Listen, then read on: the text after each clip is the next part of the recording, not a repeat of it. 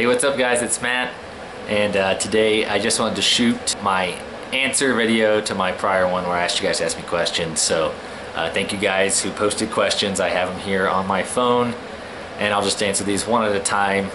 I don't want to turn into some really long video, so I'm just going to go ahead and get started.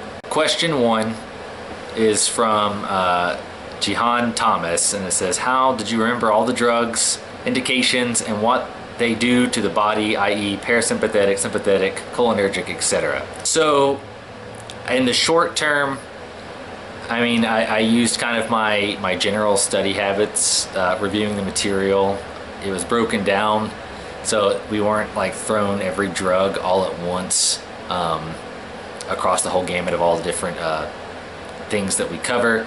So really it's just studying them and kind of hedging your bet a little bit on what you're actually going to be tested on. There are a lot of drugs, if you weren't aware. Even when you narrow that down just to the respiratory drugs, there's still a ton of drugs. The fact of the matter is you're not likely to see all of them. And the really brutally honest answer to that is I really don't know a lot of those anymore. I mean, I knew them when I needed to know them for my exams. And at the time, you know, you get into some of the heart rate stuff, and there's like inotropic and chronotropic and all these other different things. And to be honest though, you kind of do what you have to do to get through the exams. And so if you visit my one about study habits, that might help. But to be honest with you, the only ones I really know off the top of my head is like albuterol and Atrovent or ipratropium bromide, and how they affect the sympathetic and parasympathetic respectively. So in my opinion, there's no real trick, at least that I had, to doing that. I imagine if you were really interested in trying to memorize all of them, you're really going to have to bust out the note card strategy. That's about the only way I could really foresee someone really getting a real tight memorization on those. Great question. So the next one up here is what are your plans after you finish the respiratory care program? And that's from DRRAMKSA91. So what are my plans? Well, obviously, number 1, I have to pass the therapist multiple choice exam. Number 2, I have to pass the clinical simulation exam. So that's my number 1 goal, is to pass those as soon as possible. And after that, basically find any job that I can.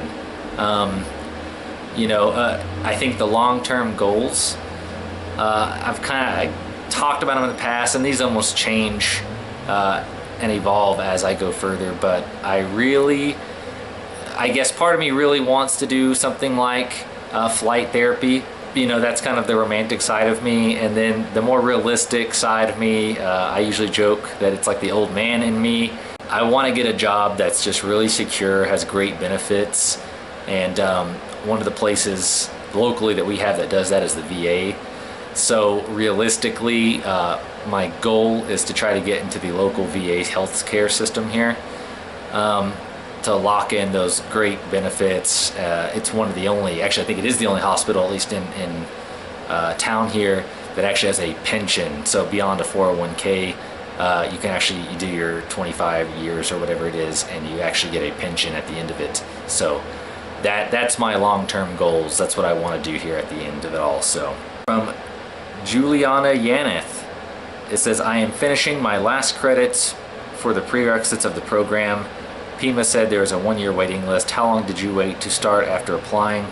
Now when you say PIMA, I don't know if you're talking about my program, which happens to be called PIMA, or if you're maybe talking about PIMA Medical Institute, because I don't know if you're located here in town or not. I didn't have to wait after applying. I mean, my grade post, I remember very vividly, my last grade for my last prerequisite was posted on December 18th of, let's see, what was that, 2015?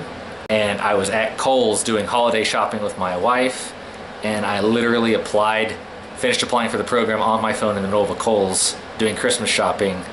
And within a day or two I got my email saying it was accepted, and then kind of went a little while. Then I got the emails talking about how to get to start rolling and orientation and meeting with the director of our program. If you are talking about my program, yes, there is a waiting list now for my actual program. The guy starting up tomorrow with us, they filled their class. There was 32 spots and they filled all 32. I'm not sure how many people beyond the 32 were there. I did participate at the orientation, and it was a full house.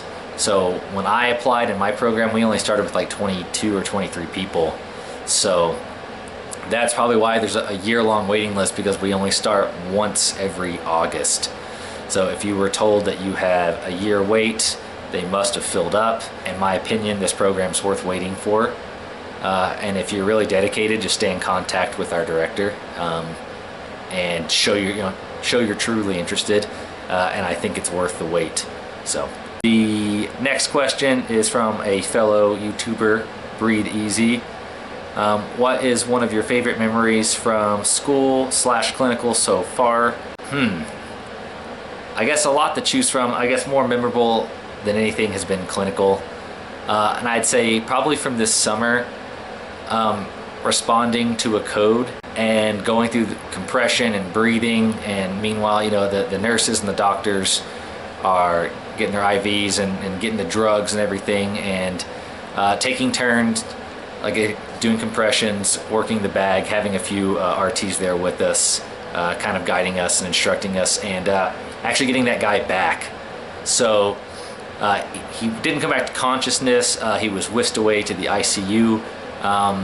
But knowing that we took someone who was basically dead and got them back to life was probably the most memorable experience I've had so far. So, great question. So the next one here is from Lizeth Gayton. And it says, I really like your channel. I am finishing my prerequisites for the program and plan to apply for the program in January. Your videos have really inspired me. Can you share some studying techniques? And so I did a whole video, although it got a little rambly and ranty on my studying techniques. My big one is plan time for studying. You don't necessarily have to dedicate study time off cycle of your exams. If that's helped you in the past, there's no reason to stop doing that. But definitely when it comes down to the weeks that you have exams, you have to really set in stone some dedicated study time and stick to it. Take breaks often when studying, normally 20 to 30 minutes, and then I try to take a little break, be it 15-20 minutes, walk away from the material, come back, dive right into it. And then repetition has really helped me. Again, I've talked about it in the past. This is a strategy I kind of stole from my wife. It worked for her in nursing school, and it's worked very well for me. So whether you do your repetition on paper, writing your notes on paper, note cards, however works best for you is probably the most popular and common study techniques. So, but definitely stress break often.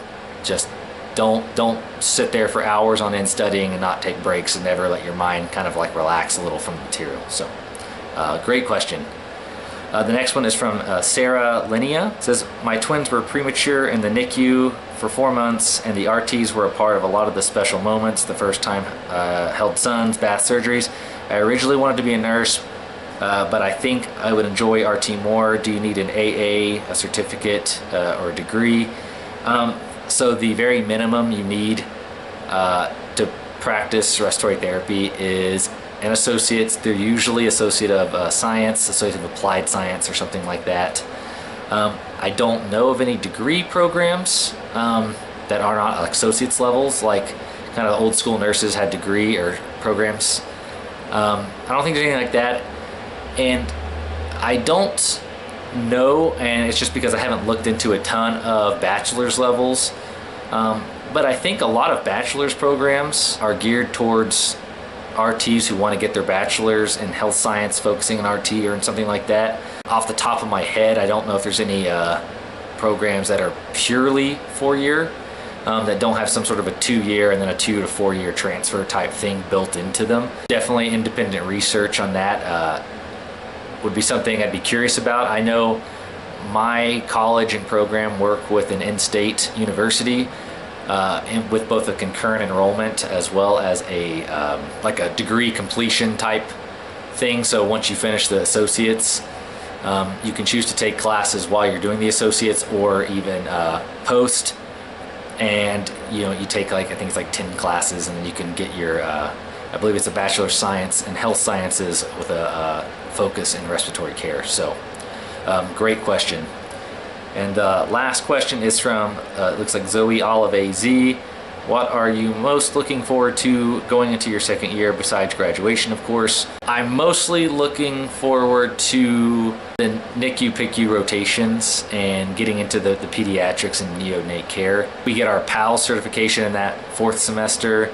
And again, part of me, like I said, I'm a romantic about flight RT, and whether or not I ever do it is up in the air, but your primary focus in flight therapy is neonate and pediatric transport. So even though I've kind of like shied away a little bit from flight and looked more in the long run for myself, that's still something that's kind of lingered around, and I'm really excited to get into pediatrics and neonates. So anyways, guys, that's it for the Q&A. Thank you all who submitted questions. Feel free to comment, always ask me more questions. If you go back through historically on my videos, people have commented. For the most part, probably like 98% of the people I'm usually respond to. I try to get to you guys as soon as I can. Sometimes I'll start and then I kind of forget because I get distracted by the kids or something. I'll come back later. But I always try to respond to comments, so always feel free to comment. The likes, the subscribes, guys, again, thank you. This Q&A was in celebration of all of you and my fellow YouTubers. So anyways, guys, we're gonna call it there. Thank you so much for watching. Thank you so much for the likes, the comments, subscribe. Good luck in this upcoming year. If it's your first year, if it's your second year like me, if you're working on your prereqs and you're going to start, if you're finishing prereqs, guys, good luck on all of it. And thank you so much for sticking with me on this journey into respiratory care. Take care and have a great day.